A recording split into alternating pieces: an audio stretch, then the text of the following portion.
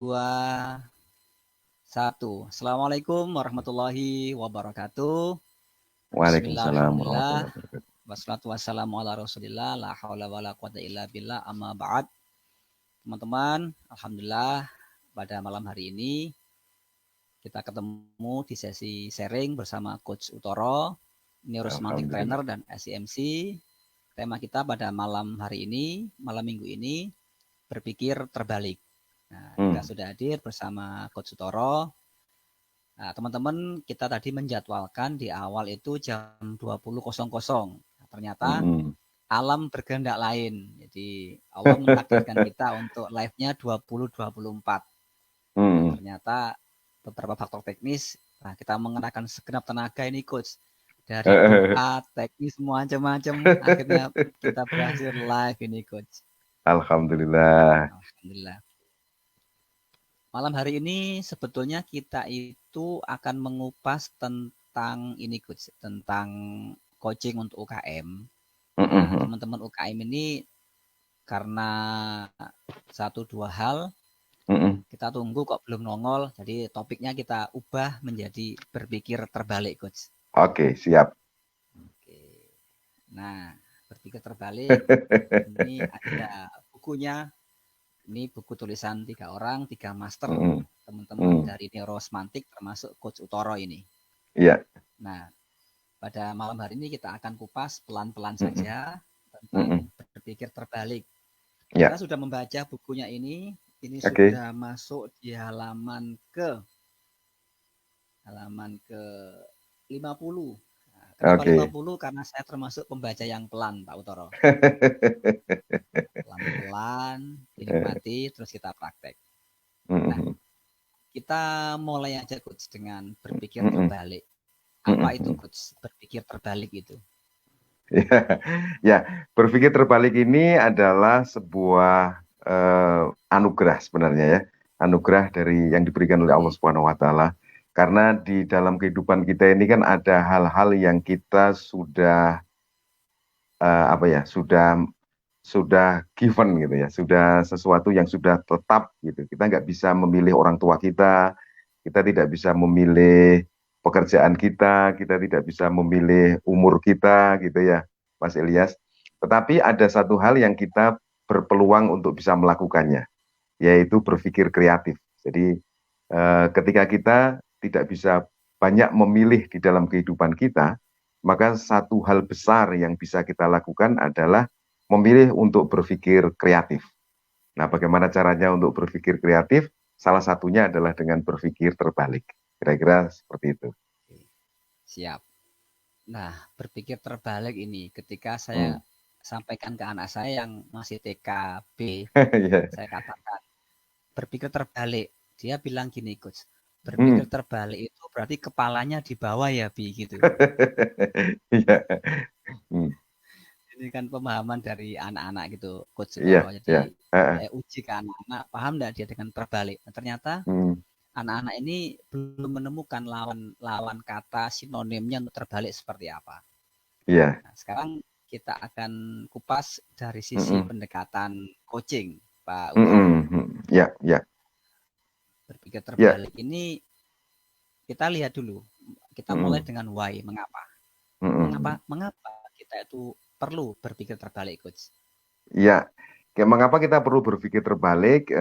Banyak hal yang saya tulis di buku itu. Namun mungkin saya akan menyampaikan secara esensial ya. Mengapa sih kita perlu berpikir terbalik? Karena paling tidak ada 3 hal. Yang pertama pertama adalah kita perlu kreatif. Jadi kita perlu berkreasi.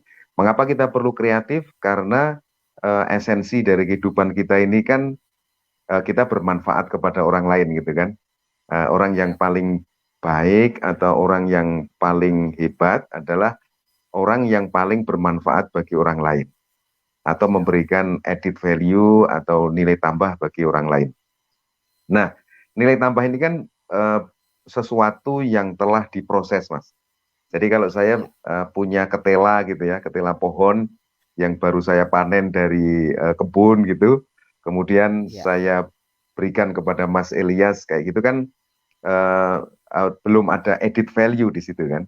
Added value-nya adalah hanya saya memberi.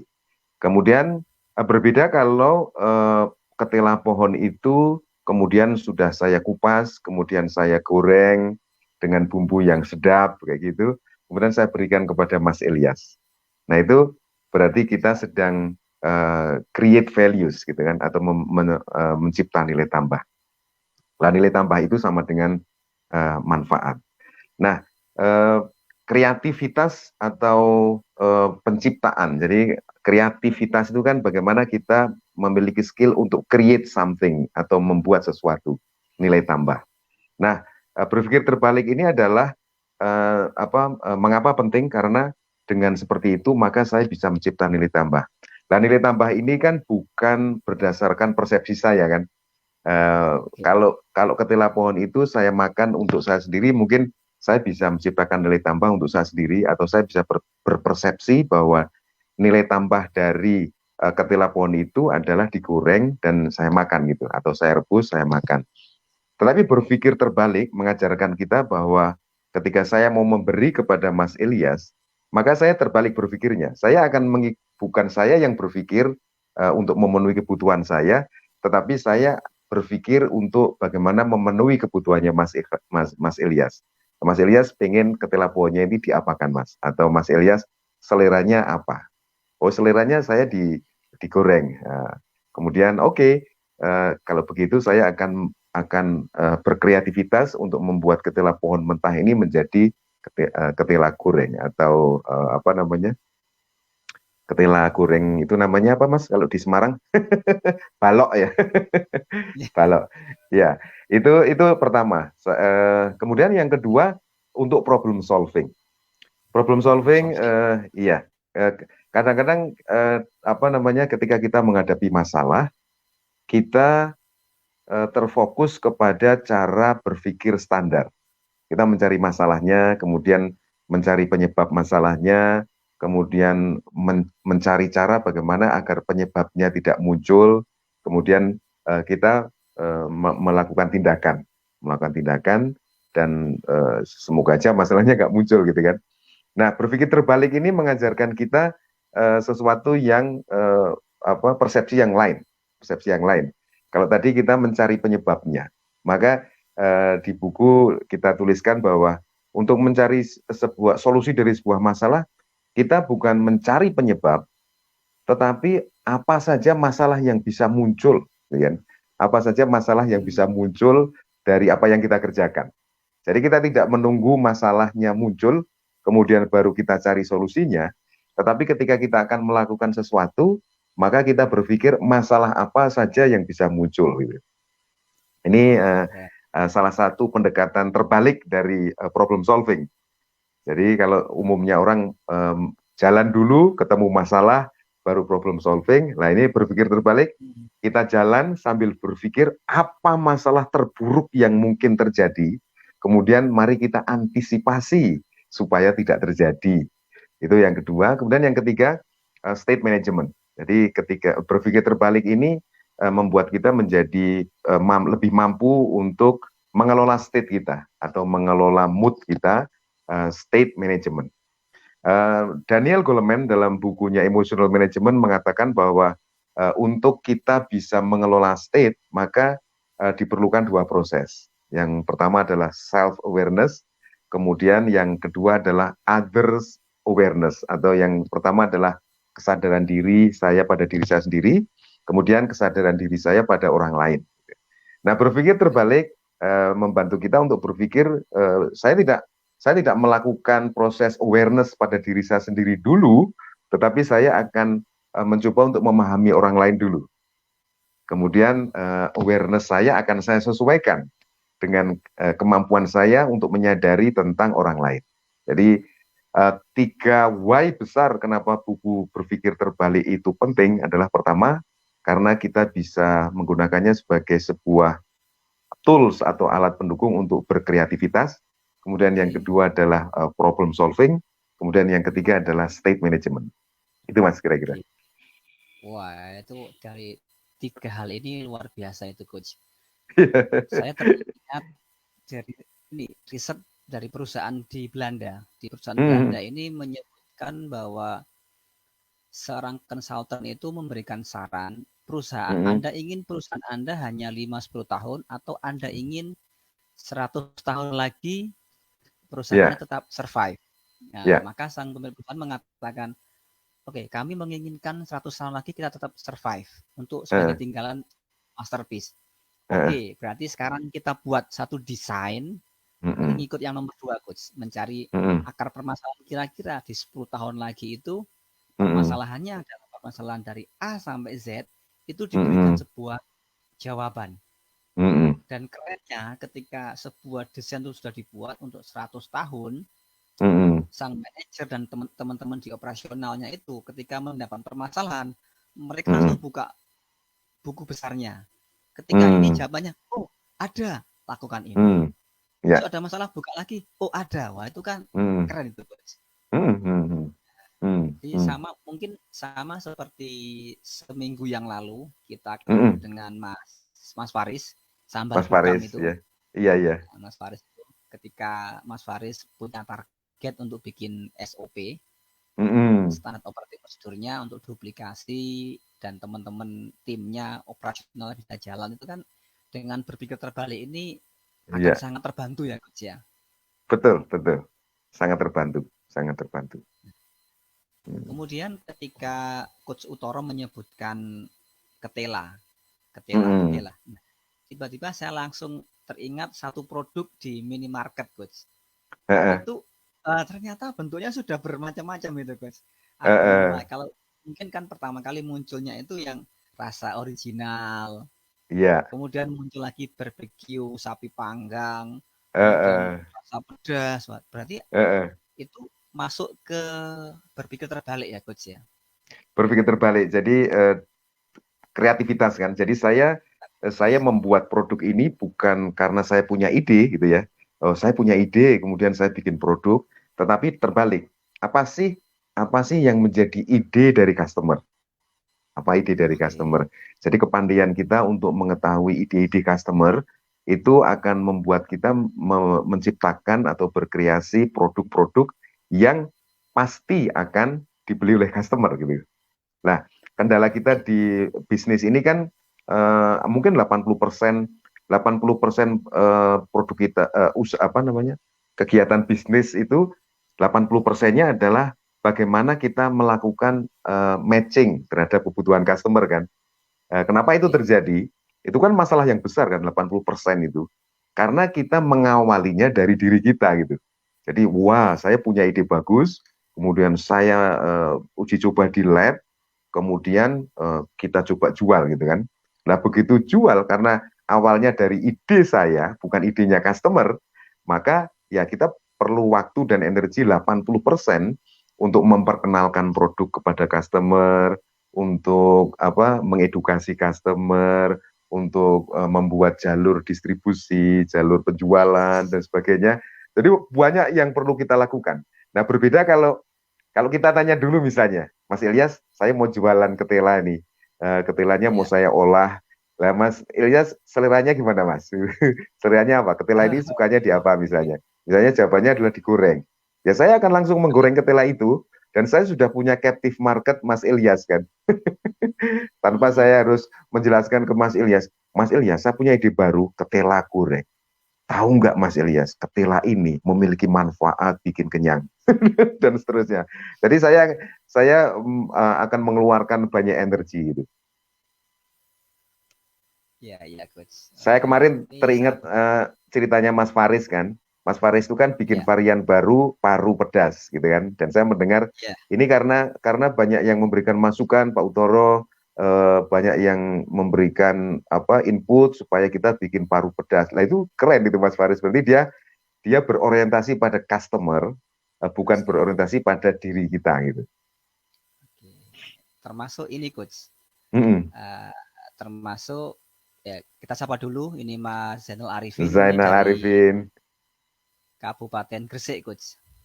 Jawa Wow, Timur. selamat malam. Assalamualaikum Mas Zainal Arifin. Semoga sehat selalu. Salam kenal.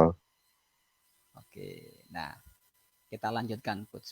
Mm-mm. Berarti ketika saya berpikir terbalik untuk Ya. jamu kunir asem Mbah Mut yang sedang saya create. Nah, Iya. itu kan memang awalnya ternyata saya itu egois, Coach. Oke. Egoisan versi saya ternyata gitu kan. Jadi Mm-mm. saya itu saya kan punya resep rahasia keluarga ini. Mm-mm. Resep rahasia keluarga yang memang ketika di tempat ibu saya ketika bikin orang Mm-mm. menikmati rasanya enak. Iya. Sekarang pun ketika jualan sudah nggak perlu jalan, Coach, tapi orang yang beli datang ke rumah gitu, Coach. Alhamdulillah. Itu yang tempat ibu saya. Sekarang diteruskan Mm-mm. oleh adik saya. Di Kota Mm-mm. Semarang, ketika PSBB, saya jadi mikir nih, Mm-mm. Mm-mm. kenapa saya nggak jual kayak itu tuh kan enak. Oh ternyata Mm-mm. saya dari sini dapat info ternyata dengan berpikir terbalik, saya perlu menggali kira-kira Mm-mm. apa sih yang dibutuhkan gitu, Coach ya. Iya, betul, betul. Termasuk ini, Coach. Mungkin kan selama ini kan saya pikirnya gini, Mm-mm. biar yang minum jamu ini lega, saya tak kasih aja lah botol 1000 ml kan gede enak gitu, Iya, Coach. iya. Tapi di lapangan, Coach, saya temukan itu ternyata yang dijual di lapangan beberapa tempat. Saya lihat Heeh. botolnya itu kemasannya kemasan yang kecil-kecil, Coach. Oke, Bukan iya. 1000 ml. Saya jadi mikir, Iya. gimana ini ya gitu. Nah, menurut Coach Mm-mm. Sutoro apa yang perlu saya improve untuk saya lakukan, Coach? Ya, itu sudah bagus ya. Artinya kita sudah punya ide. Memang berpikir terbalik itu kan biasanya muncul setelah kita punya ide yang linier gitu kan. Jadi kita punya Ya, ide linier dulu, kemudian baru kita berpikir terbalik. Nah, kalau kita ya, tiba-tiba langsung berpikir terbalik kan juga kadang-kadang pertanyaannya apa yang mau dibalik kan, karena barang yang mau dibalik belum ada. Nah, nah, kalau kita betul. misalnya kunir kunir asam 1000 mili, oke kita mulai dulu karena yang penting kan mulai dulu. Kemudian Ya, setelah Coach. itu kita baru berpikir terbalik gitu. Baru berpikir Ya, terbalik, kita sudah mulai 1000 ml gitu. Kemudian kita tanya beberapa customer loyal kita, emang ya, kalian suka dengan 1000 ml atau lebih suka yang siap. 500, gitu kan? Terus apakah Ya, Coach. kemasannya ini kalian suka atau seperti apa? Apakah kalian mungkin mau bawa kemasan sendiri dikirim ke kami, nanti saya kirimkan balik? Jadi ini Ya, adalah Coach. bentuk-bentuk berpikir terbalik yang berorientasi pada customer. Ya, ya.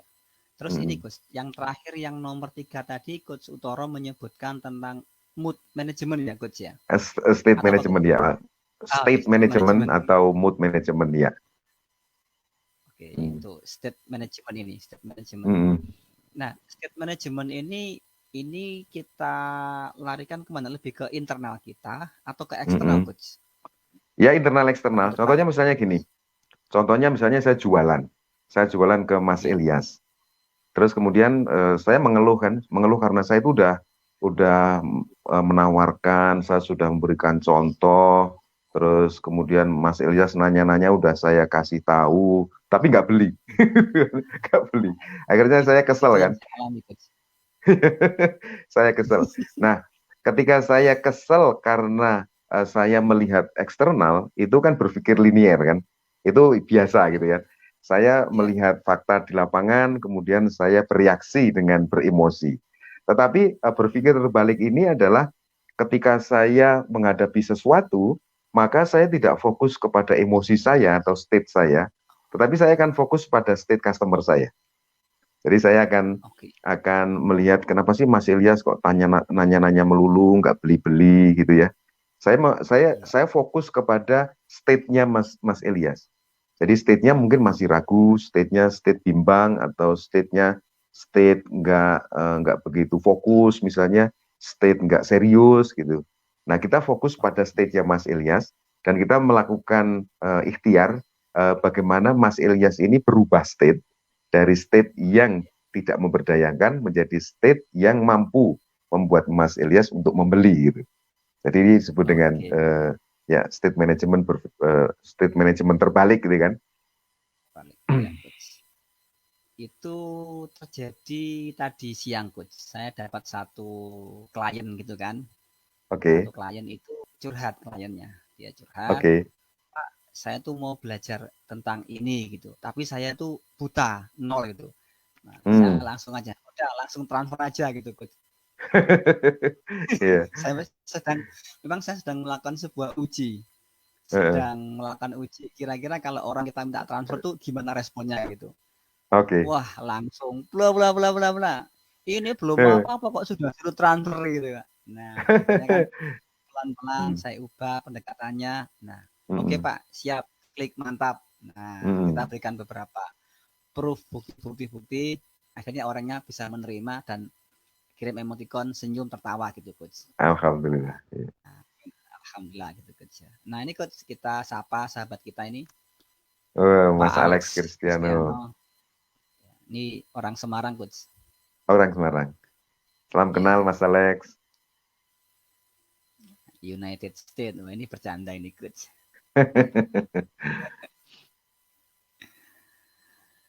Oke, ini suara saya katanya kecil banget ini, Pak Utoro.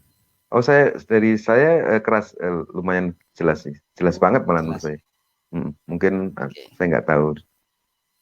Ya, kita lanjut aja, Pak. Mungkin Oke, saya siap. naikkan volume saya aja, Pak. Ah, Oke, kita melanjutkan ke sesi kita tentang berpikir terbalik. Nah, iya. yang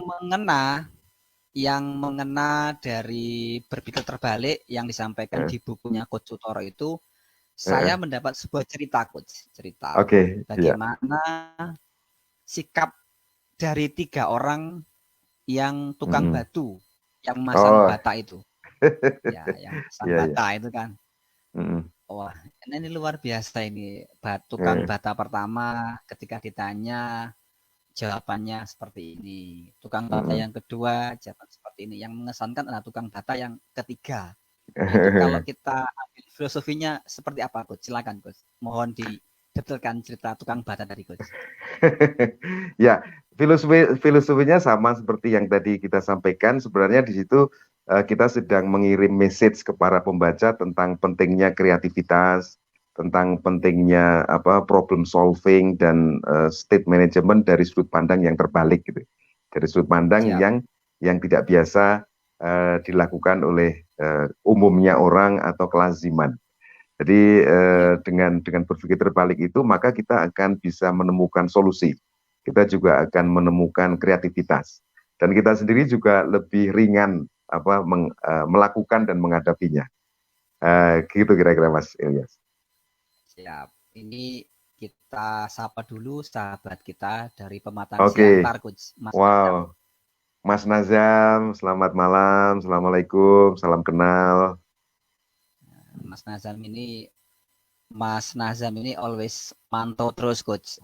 Mantau kalau kita lagi live selalu berpartisipasi aktif, Coach. Iya, iya. Oke. Nah, sekarang suaranya putus-putus juga videonya. Berarti sinyal saya ini, Coach. Eh, Nah, ini kita masuk ini, Coach. Memang di eh, lapangan banyak tanya tak kunjung beli. eh, Banyak iya. tanya tak kunjung beli. Ini kalau kita kita ambil pendekatan pendekatan di lapangan sebelum kita masuk Mm-mm, ke dari sisi coaching dan dari sisi iya. berpikir terbalik, Mm-mm, saya mau mengambil satu ini coach, satu mm-mm, apa ya, pukul rata lah, mm-mm, generalisasi. mm-mm. Orang yang tidak mau beli dari Anda itu memang bukan target pasar Anda. Nah, silakan coach. Eh. Oke, saya menggunakan itu ya kalimat itu. Orang yang tidak mau beli produk dari Anda bukan target pasar Anda gitu ya. Nah, ini Ya, mari kita coba balik gitu ya. Jadi siap. semua orang adalah target pasar kita ya. Oke, siap. Semua orang adalah target pasar kita, entah dia beli atau tidak. Jadi kebalikannya itu kan Oke, Mas. ya, ya, ya. Jadi kalimat kebalikannya adalah semua orang adalah target pasar kita, meskipun dia beli atau tidak. Kenapa? Karena beli ini adalah hanya salah satu hasil dari sebuah penjualan. Jadi Sebentar coach, membeli, pelan pelan ya. pelan pelan pelan pelan aja coach. Ini Oke, yang belajar ini biar agak-agak nyantai. Jadi oke. kalau kalimat pertamanya kita Mm-mm, mengatakan bahwa yang tidak beli itu bukan mm-mm, target pasar kita. Oke, Ya, terus kita baliknya gimana nih Coach? Semua baliknya adalah orang, semua orang adalah target pasar kita, meskipun dia beli ya, atau tidak. oke, Jadi meskipun dia meskipun, beli atau tidak. Iya. ya, ya, Nah, kenapa? siap, Karena ketika kita menjual itu dan ketika klien kita atau customer kita membeli, itu hanyalah satu dari 4 hasil dari sebuah proses menjual. oke, Jadi beli itu hanya 25% ya. Jadi kalau orang membeli siap, itu ya oke, itu alhamdulillah itu adalah salah satu hasil dari proses menjual kita. Tetapi ada 3 hal lain yang dihasilkan dari sebuah proses menjual. ya, Jadi proses menjual itu kita juga bisa mungkin mendapatkan rekomendasi. Jadi saya menjual sesuatu kepada Mas Ilyas, kemudian Mas Ilyas mungkin tidak membeli, tetapi kalau proses pendekatannya bagus, maka mungkin Mas Ilyas akan bilang begini, oh mohon maaf Coach Sutoro, saya sedang tidak membutuhkan produk itu, atau saya sedang tidak memiliki budget tentang produk itu, untuk produk itu. Tetapi saya punya ya, teman yang mungkin membutuhkan, atau kemungkinan besar membutuhkan produk itu. Dan teman yang direkomendasikan oleh Mas Ilyas itu jumlahnya 10, Mas. Jadi saya wow, tidak mendapatkan closing dari Mas Ilyas, tetapi saya mendapatkan 10 closing yang lain gitu. Karena wow, efek dari penjualan itu tidak hanya orang beli, tetapi yang kedua orang merekomendasikan produk kita. Gitu. ya, Kemudian yang ketiga, ya, ketika kita menjual, itu produk atau hasil yang lain adalah networking, network gitu. networking, Jadi network. Jadi ketika saya menjual Mas Ilyas, misalnya Mas Ilyas, oke saya nggak beli, saya nggak butuh coach. Kemudian saya juga tidak mau merekomendasikan, gitu kan. ya, Tetapi saya mau menjadi networknya Coach Utoro, misalnya. Oke, boleh oke, nggak saya siap, saya menjadi networknya Coach Utoro? Oh, boleh tentu saja, Mas. Apa yang Mas Ilyas mau lakukan? Saya akan ikut menjual. Saya akan ikut menjual apa yang bisa saya dapatkan. Oke, good.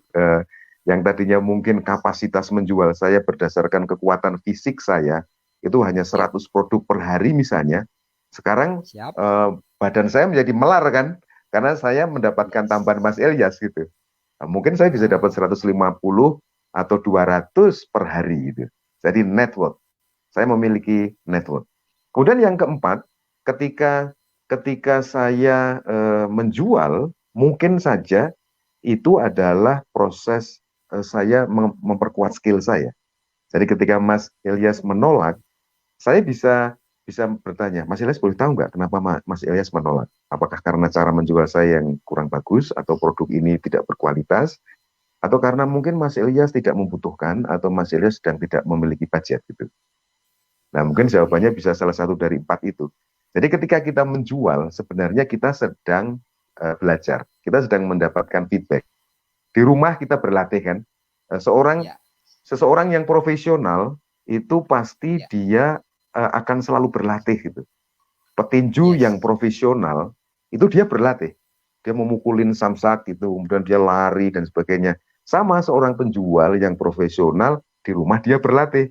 Jadi dia yes, tidak hanya di rumah diam, pergi kemudian pulang lagi tidur, pergi pulang lagi tidur, nggak seperti itu. Dia berlatih di rumah. Bagaimana melakukan framing, bagaimana melakukan apa pembukaan, bagaimana melakukan closing, bagaimana presentasi, bagaimana memenangkan presentasi. Dia akan latihan sehingga dia tahu apa kekuatan, apa kelemahan. Nah, ketika dia ketemu dengan customer, peluang bagi dia untuk menguji skill saya. Sama ketika kita latihan volley itu kan, latihan volley. Ketika ada yes, turnamen, kesempatan ini buat tim kita untuk menguji apakah hasil latihan kemarin itu sukses apa enggak gitu. Jadi ketika kita ya, ketemu customer, kita tidak perlu apa namanya risau ketika mereka nggak beli, nggak apa-apa, karena saya bisa belajar, bisa bisa menginterogasi dia eh, beberapa hal yang berkaitan dengan skill kita. Kita juga bisa minta feedback, Mas. Saya tanya ya, Mas Ilyas, apa namanya, apa ya yang perlu saya lakukan lebih baik lagi sebagai penjual kalau boleh. Nah, kemudian Mas Ilyas kan oke, ngasih input misalnya. Nah, itu akan menjadi mutiara yang bagi Coach saya. Sutoro, Yes, ini Pak Muhammad Yusuf Siregar izin bertanya alhamdulillah. moderator. Monggo, monggo. Nah, Kita Alhamdulillah. tunggu chatting berikutnya yang mau bertanya coach ya. Monggo silakan, Oke. silakan dengan senang hati. Teman-teman yang lain yang Oke. menyaksikan silakan bertanya. Kalau nanti tidak keburu waktunya kita perpanjang ya Mas, atau kita Ya. nanti di YouTube nanti kalau nggak salah ini akan masuk di YouTube ya Mas. Ya, kita masuk di YouTube Ilyas Ma- Akso nanti, Pak. Iya, masuk di Siap. YouTube-nya Mas Ilyas, nanti bisa nanti komen di sana, nanti sama Mas Ilyas juga akan bisa dijawab. Eh, jadi Atau kita kupas untuk kita pertemuan kupas Sabtu yang akan datang. berikutnya. Iya. Siap. Kita Iya. melanjutkan yang tadi coach. Yang tadi Iya. itu ini Mhm. Pak Alex Pak Alex mengatakan itu keren reframe-nya. Apakah berpikir terbalik itu Hmm. framing, reframing atau apa, Coach Toro? Ya, jadi Silakan. berpikir terbalik ini kan terima kasih Mas Alek telah mengamati atau mengobservasi dengan sangat akurat ya. Karena memang berpikir terbalik ini memang berkaitan dengan frame, berkaitan dengan frame. Ya, saya memberikan contoh seperti ini. Kalau mungkin apa namanya ada waktunya sedikit ya Mas. Misalnya begini, Ya, saya menjual. Kenapa saya menjual? Karena saya ingin mendapatkan uang. Kenapa saya ingin mendapatkan uang? Karena saya ingin membantu orang lain. Kenapa saya membantu ya, orang lain? Karena saya ingin bahagia, gitu kan? Ada 3 frame kan? ya. Frame pertamanya adalah Siap. saya ingin mendapatkan uang karena saya ingin membantu orang lain. Yang ketiga adalah saya ingin bahagia. Nah, berpikir terbalik Hmm. sebenarnya, rahasia dari berpikir terbalik ini adalah bagaimana kita membolak-balikkan frame sehingga memberikan efek yang paling memberdayakan buat kita. Contoh, Oke. kalau tadi frame 1, 2, 3 tadi kita bolak-balik. Yang tadinya saya Ya. menjual karena ingin mendapatkan uang, kita ganti. Saya menjual karena saya ingin menolong orang lain. Misalnya. Saya Yes. menjual karena saya ingin menolong orang lain supaya saya bahagia dan supaya saya mendapatkan uang. Jadi mendapatkan uangnya yang paling akhir. Saya berjualan ini saya ingin menolong orang lain gitu. Jadi saya rajin pagi-pagi karena saya menolong orang lain. Lah masalah apa namanya orang orang menolong orang yang ditolong itu mau apa enggak, yaitu bukan urusan saya karena saya ingin menolong gitu ya. Saya tidak memaksakan orang Oke. untuk mau ditolong. Itu 2 kalimat yang berbeda. Saya hanya ingin menolong. Jadi menolong ini kan kata kerja saya. Saya menolong dan kenyataannya di lapangan masa sih orang tidak mau ditolong gitu kan. Nah, itu juga Oke. membuat frame kita berubah. Saya menjual karena saya ingin menolong orang lain supaya saya bahagia, supaya saya mendapatkan uang. Jadi ketika saya mendapatkan uang, itu adalah hasil karena saya menolong dan saya yang bahagia. Jadi saya yang mendapatkan uang bukan lagi saya yang berjualan, tetapi saya yang menolong orang lain. Identitas saya adalah saya penolong dan saya orang yang bahagia, dan gabungan identitas baru saya yang penolong dan berbahagia itulah yang membuat saya dapat uang gitu. Dan bisa dibalik lagi Ya. juga, ketika saya berjualan, maka tujuan saya bukan untuk mencari uang atau menolong orang lain, tetapi saya bahagia. Saya pengen bahagia. Karena seorang pelukis itu melukis, seorang chef itu memasak, seorang pemimpin itu memimpin. Karena saya seorang penjual, maka saya berjualan. Jadi berjualan itu adalah untuk menetapi amanah saya sebagai penjual. Karena kalau saya nggak berjualan, apa kata dunia gitu kan? Saya adalah penjual, mosok tidak berjualan gitu kan? Jadi saya menjual itu karena saya ingin beraktualisasi diri. Karena saya penjual, pelukis melukis, chef memasak, pemimpin memimpin. Saya penjual dan saya berjualan. Jadi saya berjualan dengan Oke. happy. Saya menjual karena Siap. saya ingin bahagia dan saya yang bahagia itu, saya akan menolong orang lain. Bayangkan ini Mas, frame barunya lebih keren lagi. Jadi saya yang menolong orang lain itu bukan saya sebelumnya, tetapi saya yang bahagia gitu. Saya yang bahagia itu menolong Yes. orang lain. Dan saya yang bahagia dan menolong orang lain, saya mendapatkan uang. Ya. Ini apa Oke. namanya reframing. Oke, ini ada pertanyaannya Yes. udah muncul nih Mas. Iya. Izin saya baca ya coach ya. Mangga. Saya yang baca ya. Dari Pak Yusuf Siregar. Kita sudah berusaha berpikir terbalik dalam usaha, koma. Hmm. Tapi jadi hasilnya tidak sesuai dengan ekspektasinya. Hmm. Apa yang harus kita lakukan biasanya sering drop atau down. Gimana agar semangat kembali? Terima kasih keluarga Bahagia TV. Oke, gimana Coach? Oke. Jadi emosi negatif atau perasaan negatif itu terjadi karena ada gap antara harapan dengan kenyataan. Antara Oke, harapan dengan kenyataan. Kalau harapannya lebih besar daripada kenyataan, maka kita akan kecewa. Tetapi kalau ya, kenyataannya lebih besar dari harapan, kita bahagia. Nah, pertanyaannya biasanya, apakah perasaan negatif itu jelek gitu ya? Ya tunggu dulu gitu kan. Dari sudut mana kita melihat. Apakah perasaan positif juga baik? Tunggu dulu juga gitu kan. Eh, yes. Nah, kalau saya, meskipun ini perdebatannya nanti kalau ada orang yang nggak setuju bisa panjang gitu ya. Kalau kalau pendapat saya, yang paling bagus itu adalah perasaan nol atau zero state gitu, zero state. Zero state. Jadi ya, jadi saya tidak negatif juga tidak positif, tetapi saya mindfulness, saya fokus, saya menikmati itu, saya menikmati apa yang saya lakukan tanpa terkecoh oleh perasaan-perasaan saya. Karena perasaan ini kan hanya informasi, hanya sebuah feedback, feedback dari selisih antara harapan dengan kenyataan. Nah, teknik atau bagaimana kita mensikapinya, nah, mari kita fokus kepada kenyataan gitu ya. Mari kita fokus kepada kenyataan, bukan pada harapan. Atau kalau mau fokus pada harapan, ya harapannya diturunkan. Atau bahkan tidak punya harapan sama sekali. Karena harapan ini kan fungsinya hanya sekali, Mas. Jadi oke, kita Yes, punya ya. harapan, itu fungsinya hanya sekali, hanya saat kita mau membuat goal setting. Jadi ketika goal setting, saya punya harapan. Tetapi ketika harapan tadi sudah mengejawantah menjadi sebuah goal, menjadi sebuah target gitu ya, maka lupakan harapan itu. Kita fokus pada targetnya dan kita fokus pada prosesnya. Proses untuk Siap. mencapai target itu.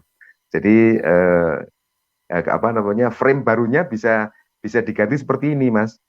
Saya puas atau tidak bukan tergantung hasilnya, tetapi Ya, saya puas atau tidak tergantung proses yang saya lakukan. Contohnya misalnya seperti ini. Saya jualan tempe goreng, ya kan? Saya pengen ya, menjual, saya punya harapan. Harapannya adalah saya pengen menjual tempe goreng 100.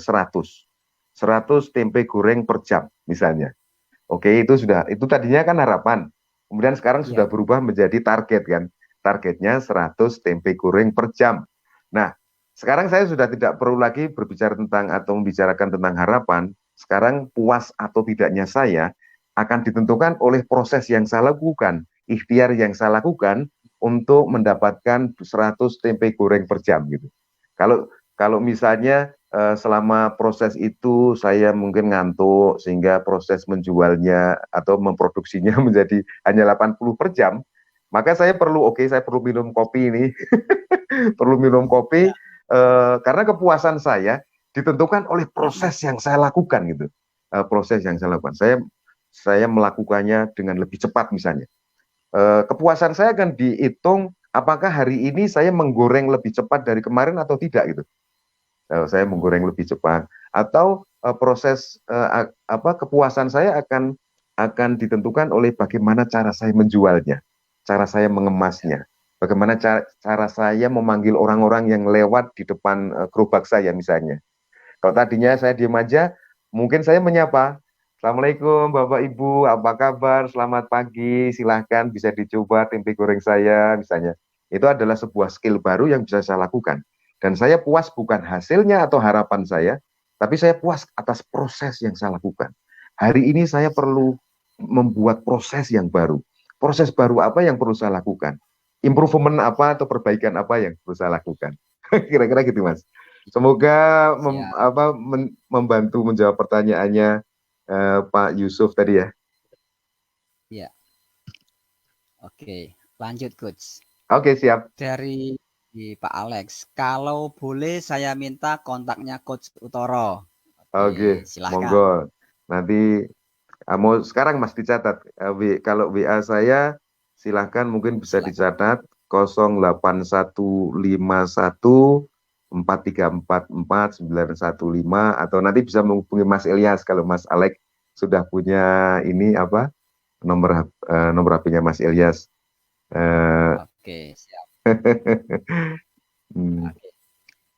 Nah, direspon dari Pak Yusuf Siregar, mantap. Oke. Alhamdulillah. Semoga sukses selalu Pak Yusuf Siregar usahanya. Coach, dari pertanyaan tadi ada satu kalimat yang ditulis seperti ini. Saya Iya, perhatikan Coach ya. iya. Apa yang harus kita lakukan? Mm, Harus. Nah, ini kan kalau mm. teman-teman dari Neurosmantik Semantik kan kalau kata harus itu kan ya, silakan Coach. Gimana Coach? Oke, ya, ya, ya harus itu kadang-kadang menjebak kita gitu ya, Mas Ilyas ya. Apa Ya, namanya? eh, jadi harus ini memang kadang-kadang juga ada konteks yang kita butuh menggunakan kata harus, gitu ya. Sesuatu yang memang benar-benar menjadi sebuah paradigma, gitu ya. Paradigma ya, itu adalah keyakinan atas keyakinan. Paradigma itu adalah keyakinan atas keyakinan atas keyakinan atas keyakinan. Gitu. Jadi keyakinan atas keyakinan pangkat 5, Mas. wow. Contohnya misalnya gini, contohnya adalah keyakinan kita kepada Allah Subhanahu wa taala atau Tuhan yang Maha Kuasa misalnya. Saya yakin bahwa Tuhan itu ada, atau bahkan saya bersaksi tidak ada Tuhan selain Allah misalnya, bagi teman-teman yang Muslim itu adalah Ya, paradigma kan, paradigma keyakinan atas keyakinan, keyakinan tentang adanya Allah itu muncul dari keyakinan-keyakinan yang lain. Contohnya adalah saya yakin bahwa sesuatu yang teratur itu pasti ada yang menciptakannya misalnya. Kemudian yang menciptakannya itu pasti sebuah zat yang luar biasa gitu. Dan kemudian ujungnya zat itu ternyata adalah Allah Subhanahu wa taala. Jadi saya yakin. Nah, ketika kita berhadapan dengan paradigma-paradigma atau keyakinan atas keyakinan yang kita sudah sangat mantap, maka eh, kita bisa menggunakan kata harus gitu. Saya harus harus. mentaati perintah-perintah Allah dan menjauhi larangannya. Tetapi untuk sesuatu hal yang belum belum sampai di level paradigma, kita juga belum pernah menguji kesahihannya itu. Ya. Kadang-kadang kata kata harus itu menjadi sesuatu yang membelenggu kita. Gitu. Contoh misalnya gini, Hmm. saya harus membahagiakan misalnya saya harus membahagiakan anak saya. Gitu. Saya harus membahagiakan anak saya. Padahal apakah kita benar-benar harus, karena bahagia itu kan muncul dari hatinya anak saya sendiri gitu kan. Saya tidak Ya, bisa ya. merubah anak saya untuk menjadi bahagia. Saya hanya bisa memberikan sesuatu yang mungkin, ada mungkinnya ya, mungkin membuat anak saya bahagia. Tetapi kalau saya harus membuat dia bahagia, maka sepertinya anak saya ini adalah orang yang tidak merdeka, ya, orang yang tidak merdeka atau orang yang sedang kita jajah, karena dia harus, kamu harus bahagia. Gitu. Nah, ketika anak kita ternyata tidak bahagia dan mengeluh, Pak, gimana aku harus bahagia? Aku punya masalah ini, masalah ini, masalah ini, dan aku ingin mengatasi masalah itu dengan caraku sendiri, tidak didikte dari orang lain, tidak didikte dari luar. Aku pengen mandiri, aku pengen memiliki kemampuan untuk menyelesaikan masalahku sendiri. Please deh, Pak, beri aku kebebasan untuk menyelesaikan masalahku sendiri. Nah, kalau kalau kita menyadari Oke. bahwa setiap orang itu punya kebebasan, misalnya, maka saya tidak mengatakan harus lagi. Ya, silahkan, kamu perlu punya kemampuan dan keterampilan untuk menjadikan dirimu yang bisa menyelesaikan masalahmu sendiri. Gitu. Jadi seperti itu, Mas Oke. Elias. Hmm. Siap. Ini direspon Pak Alex lagi. Must to or have to? Ya, must to or have to, mirip-mirip ya, must to or have to. Iya. Tapi kalau dari sisi kebahasaan, must to ini levelnya lebih tinggi dari have to gitu ya. Nah, ketika kita mengatakan must to atau have to, pertanyaan pertanyaan berpikir terbalik yang disarankan adalah bagaimana kalau tidak gitu.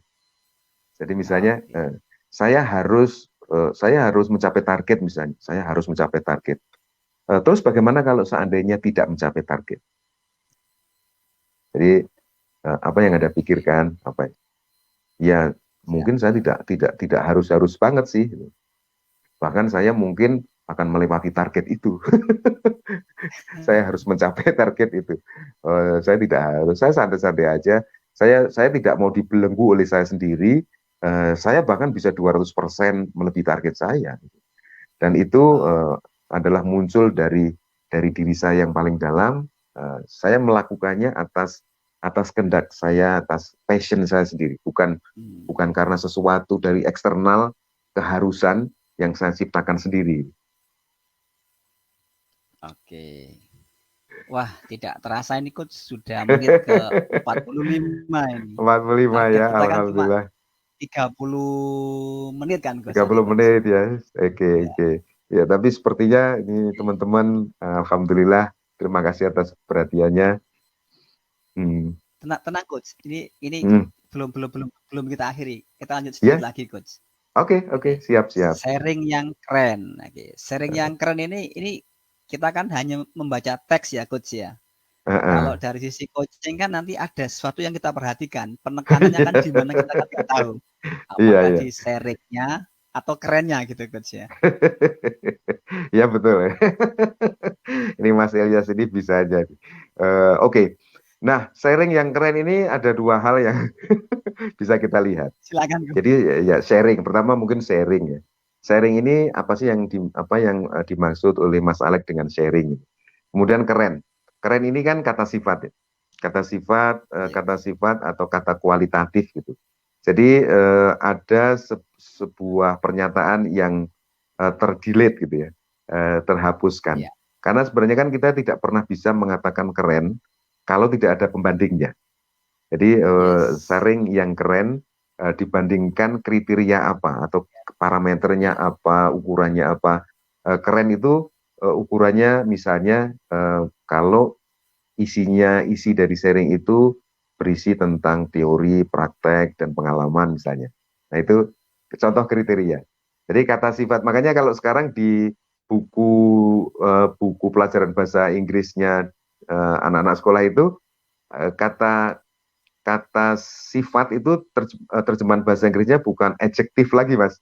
Saya kemarin Ya. sempat melihat di bukunya anak saya, tetapi disebut dengan qualitative word, qualitative Ah, word.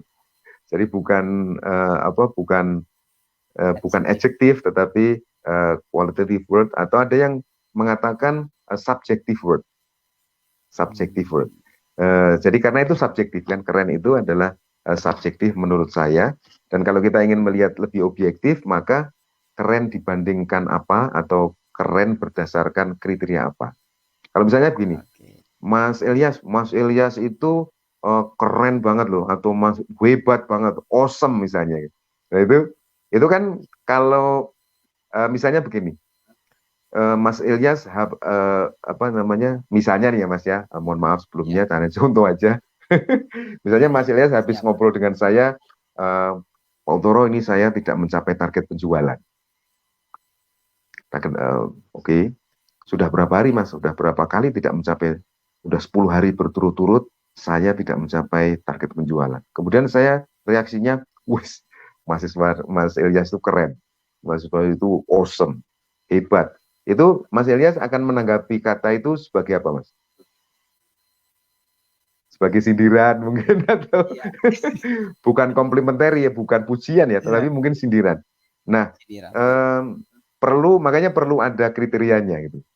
Nah, makanya kalau kita memberikan feedback itu, kalau kita memberikan feedback dalam bentuk kata sifat, kita perlu memberikan kriterianya atau memberikan evidence-nya. Jadi Mas Ilyas hebat. Kenapa saya bilang hebat? Karena tadi Mas Ilyas mengatakan bahwa saya sudah 10 hari berturut-turut, tapi saya juga mendengar bahwa meskipun tidak tercapai penjualannya, Mas Ilyas selalu membuat langkah baru setiap harinya untuk meningkatkan penjualan.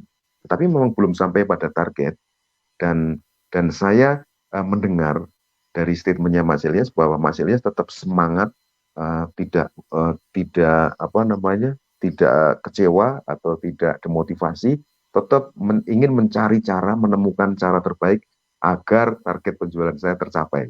Nah itu akan lebih objektif gitu ya. Ya. Ya. Oke, dari Mas Nazam, bisnis Eh, bukan hanya untung rugi.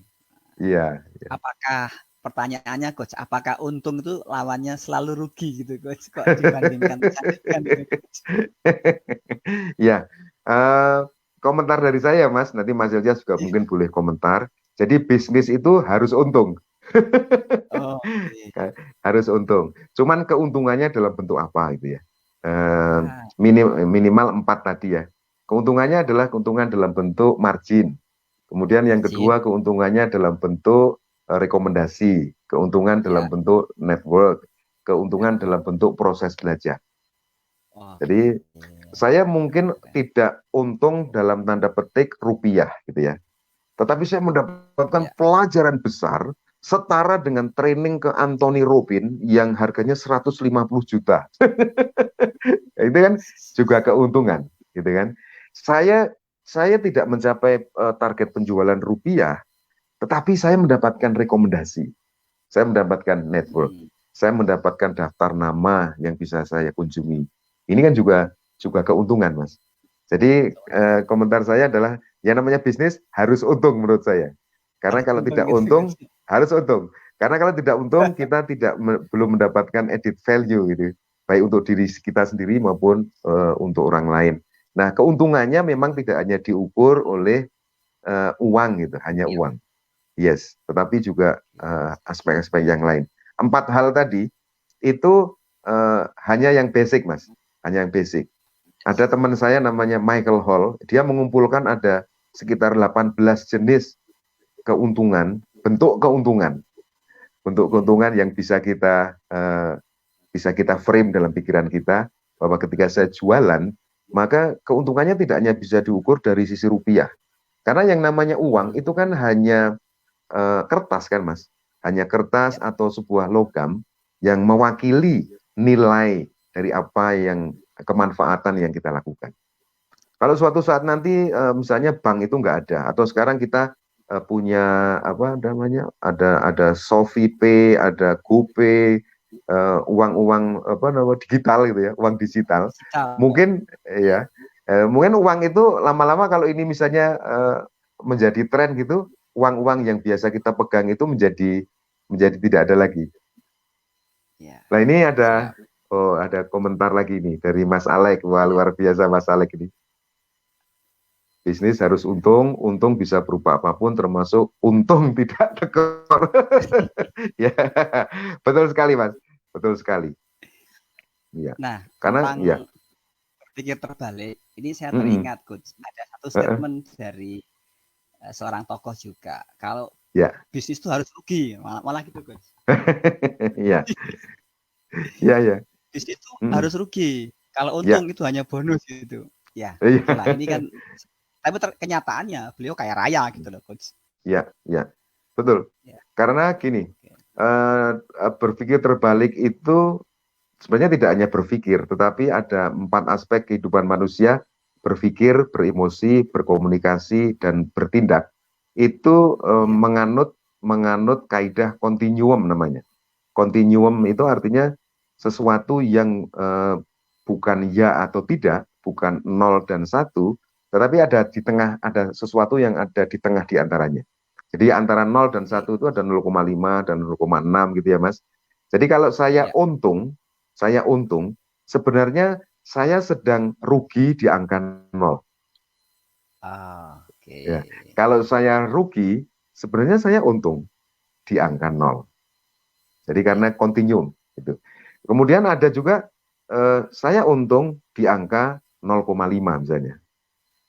Loh, kok Hmm. bisa? Karena saya sebenarnya untung, tapi saya juga rugi. Untungnya saya mendapatkan customer baru. Ruginya, ruginya dia minta diskon yang terlalu banyak. Oke, oke, berarti Anda menganggapnya itu sebagai 0,5 untung. Nah, Masya kenapa tadi Allah. saya setuju dengan statementnya kalau nggak salah almarhum Bob Sadino ya yang bilang itu ya. Ya. Kalau bisnis itu Ya. harus rugi, ya. Karena rugi Ya. itu sebenarnya adalah untung kan, untung di angka 0. Dan yang Nol. ya di angka 0. Dan yang lebih penting lagi begini, ketika target saya adalah rugi, maka saya akan fokus kepada hal-hal yang bisa membuat rugi.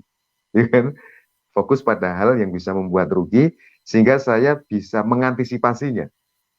Saya akan fokus pada hal-hal yang bersifat rugi dan saya bisa mengantisipasinya. Apa nih yang bisa membuat rugi? Apa yang bisa membuat rugi? Dan saya akan mengantisipasinya sehingga ujung-ujungnya saya akan untung. Minimal ketika saya harus rugi misalnya, saya akan mendapatkan ilmu gitu kan. Saya akan Iya. mendapatkan ilmu apa-apa saja sih faktor-faktor yang menyebabkan bisnis itu rugi. Sehingga saya tidak melakukannya lagi gitu. Oke, siap, siap, siap. Ternyata ini toh neurosemantik. Mau dong belajar, keren banget. Siap, siap, siap, Mas Alex. Nanti bisa kita. Mas Alex, Hmm, nanti untuk kelas neurosemantik kalau mau kita laksanakan di Semarang, ya nanti ya, bisalah. Ya, tapi ya, minimal kan ada jumlah kuota kan gitu, Coach. Tidak mungkin kan iya, cuma iya, 1-2 orang, minimal berapa. Teknis nanti kita informasikan. ya, ya, Itu, siap. Coach ya. Ya, ya. Atau Oke. kalau sebelum offline kita juga bisa online juga boleh, Mas Ilyas. Nanti dihosti oleh Mas Ilyas. Nanti kita adakan Siap. training lewat apa virtual training. Ya.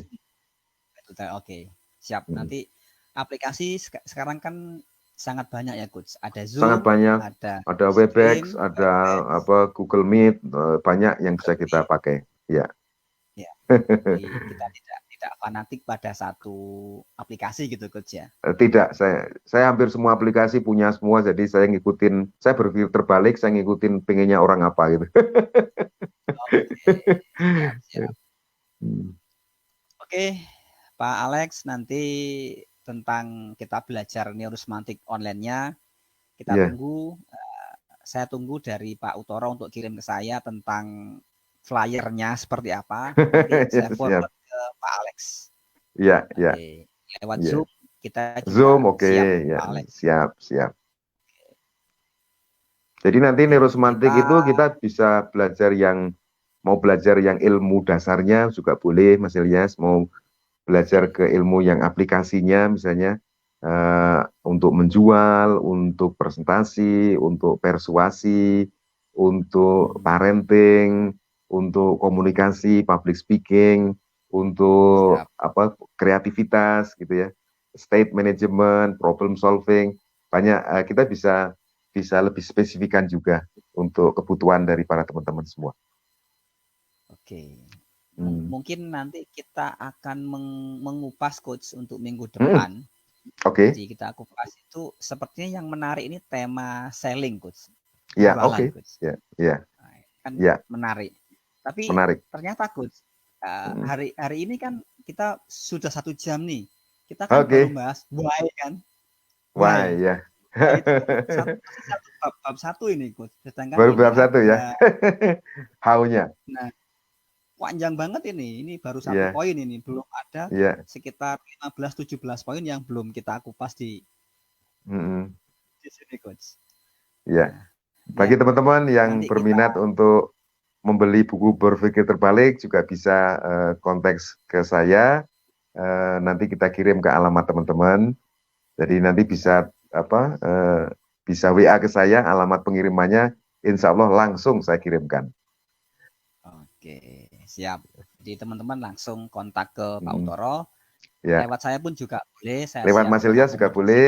Ya, Siap. apalagi nanti kalau apa nanti dikumpulkan di Mas Ilyas, terus kan menghemat biaya pengiriman. Ah, Karena siap. ngirim ngirim satu buku sama ngirim 20 buku biayanya sama kan Mas. Kalau Betul, betul. kalau dikoordinir Mas Ilyas kan saya ngirimnya langsung 20 buku itu kan lebih efisien. Ya, ya. Dan ya biaya pengirimannya juga bisa ditanggung bareng gitu kan. Bisa ditanggung Ya. bareng, bisa menjadi lebih murah. Nah, sebetulnya ini coach, kalau kita kupas tentang berpikir terbalik ini kan Mm-mm. kalau memperhatikan komennya Pak Alex ini kan Mm-mm. sebagai rumus coach ya, rumus. Ya. Jadi bisa Mm-mm. diaplikasikan apa saja. Ya, Bisa kita aplikasikan apa betul. saja. Ya. Nah, ini yang dari Pak Khotib kan belum muncul. Nanti kalau beliau muncul, Mm-mm. beliau akan pasti bertanya gini, coach. Kalau Ya. untuk ke yayasan berpikir terbaliknya seperti apa kan gitu, coach. Karena Untuk beliau ke nggak apa, hadir, Mas? karena beliau nggak hadir, nggak usah kita bahas, Coach. Oh iya, Tunggu oke. beliau hadir aja gitu, Coach. Tunggu Ya. beliau hadir ya. Iya, iya. Oke, Coach Utoro ini Oke, sudah dapat 1 jam. 1 jam ya. Oke, Silakan Coach, makasih banyak. closing statement-nya Oke, menutup untuk kita menutup lanjutkan ya. Sabtu depan. Silakan Coach, Oke, berpikir terbalik. baik. Ya, terima kasih Mas Ilyas, teman-teman, para pemirsa Facebook, followernya Mas Ilyas dan siapapun teman-teman semua dimanapun Anda berada, dari Sabang sampai Merauke bahkan mungkin di seluruh dunia. Berpikir terbalik adalah merupakan anugerah yang diberikan oleh Allah Subhanahu wa taala. Jadi mari kita syukuri pemberian dari Allah Subhanahu wa taala ini dengan memanfaatkannya untuk berkreativitas, untuk problem solving dan untuk mengelola state kita. Karena kualitas hidup kita adalah kualitas state kita. Teman-teman bisa bayangkan kalau bangun tidur, teman-teman berada pada state yang positif, pada mood yang positif, sampai teman-teman tidur lagi. Betapa sangat berkualitas hidup kita. Dan teman-teman bisa bayangkan ketika setiap problem yang teman-teman hadapi, kita bisa menyelesaikannya. Maka betapa berkualitas hidup kita. Dan ketika teman-teman membayangkan betapa kreatifnya saya. Kreatif untuk menegaskan bahwa saya adalah makhluk yang bermanfaat, pribadi yang bermanfaat. Karena khairunas yang fa'uhum linnas. Gitu. Nah, kemudian ini adalah 3 hal yang bisa kita manfaatkan dari berpikir terbalik.